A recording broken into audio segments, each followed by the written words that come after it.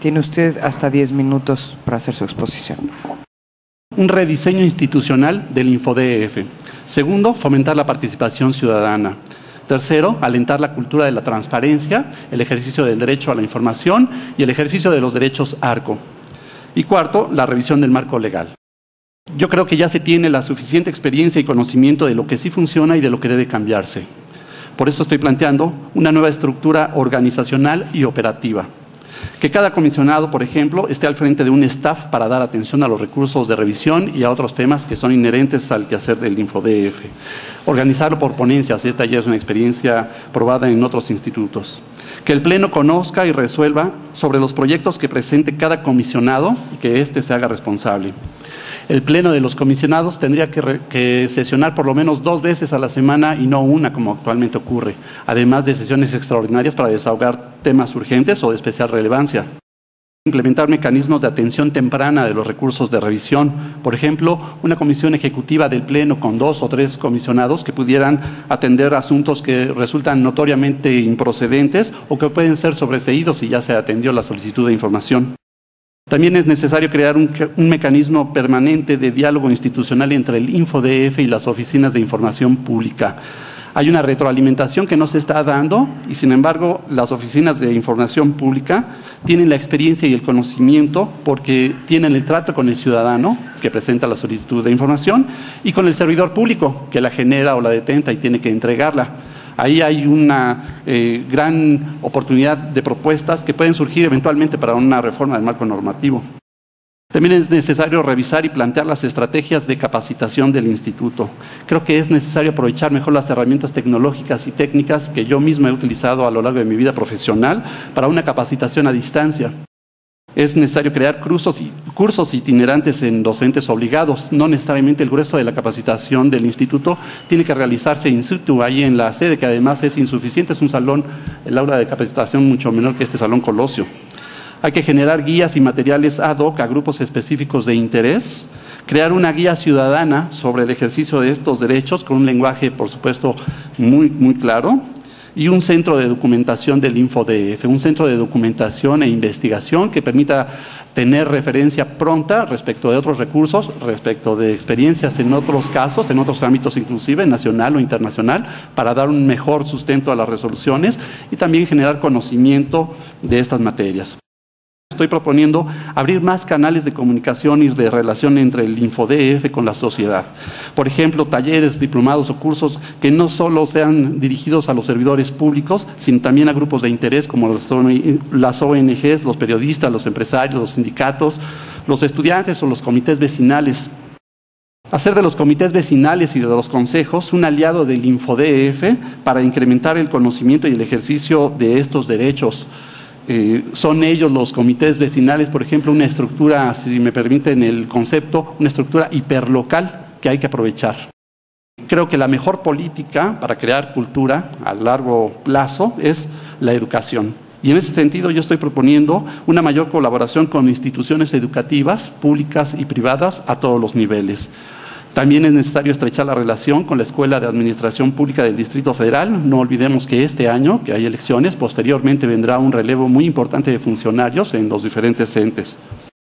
Hay que explorar con la Secretaría de Educación local la pertinencia de crear un libro de texto sobre estos derechos y que los niños vayan creciendo con esa noción de que es un derecho humano que les asiste y es incuestionable, así como ahora nosotros no nos cuestionamos el derecho, por ejemplo, de votar, aunque ellos también crezcan con esta noción sobre el derecho a la información y la protección de sus datos personales. Si la Feria de la Transparencia no se realiza este año por cuestión de presupuesto, según nos ha informado el InfoDF, bueno, hay que idear entonces otras formas alternativas para seguir en esta línea de trabajo, como por ejemplo, podría crearse la Semana de la Transparencia en cada ente, o bien realizar actividades itinerantes, por ejemplo, en las delegaciones. Sí, es necesario revisar el marco jurídico que involucra el ejercicio de estos derechos, pero también hay que tomar en cuenta que la Ley de Transparencia se reformó 2 veces el año pasado, primero en junio y después en agosto. Creo que hay que dar tiempo a que se pongan en práctica estas reformas, sobre todo en función de los criterios que ha emitido el InfoDF recientemente para el cumplimiento de las obligaciones de transparencia que deben hacer todos los entes en la información que publican en sus páginas de Internet. Es necesario armonizar algunas leyes con la ley de transparencia. A la luz de que se ha reformado la ley de transparencia, hay nuevas obligaciones y es importante que haya esta armonía para que no entren en choque estas leyes. Yo creo que una de las leyes que debería revisarse es precisamente la ley orgánica de la Asamblea Legislativa, precisamente para que vaya en esa línea de la apertura informativa, que no haya un solo lugar donde no pueda haber el escrutinio público. Lo mismo de los sindicatos y las asociaciones políticas, las agrupaciones políticas. Yo digo, y lo he dicho desde reportero, donde hay un peso tiene que haber transparencia, ahí se tiene que justificar, y si es un sindicato, pues tiene que justificarlo, tiene que explicar en qué se gastó, por qué lo pide, tiene que rendir cuentas de ello. Ahí donde hay un peso se tiene que rendir cuentas de ello.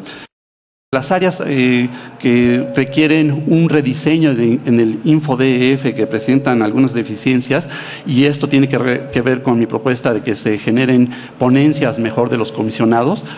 Por ejemplo, el área jurídica del InfoDF ha ido creciendo, hay un mayor número de proyectistas cada vez, y sin embargo pueden seguir contratando más proyectistas y nunca se van a dar abasto. Son más de 2,000 recursos de revisión los que están atendiendo, nunca lo van a poder atender. Hay un rezago importante.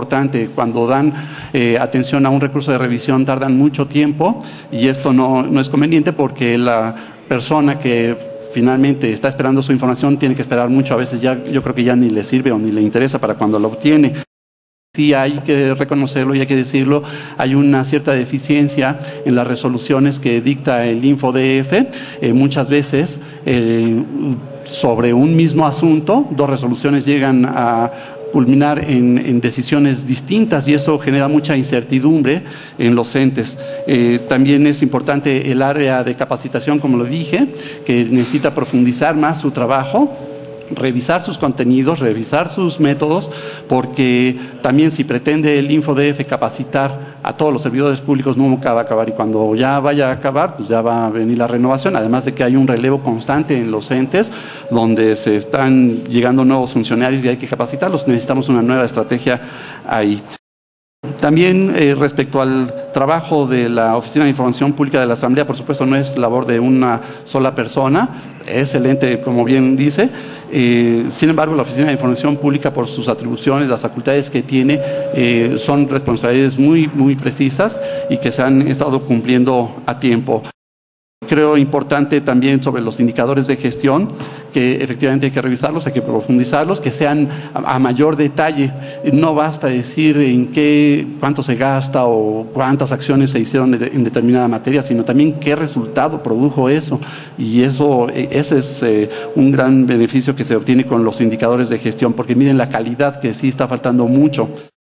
Este año debe ser precisamente el de los datos personales. Hay muchas acciones que se necesitan hacer en este año en materia de datos personales. Hay un rezago en todos los entes que se requiere abatir.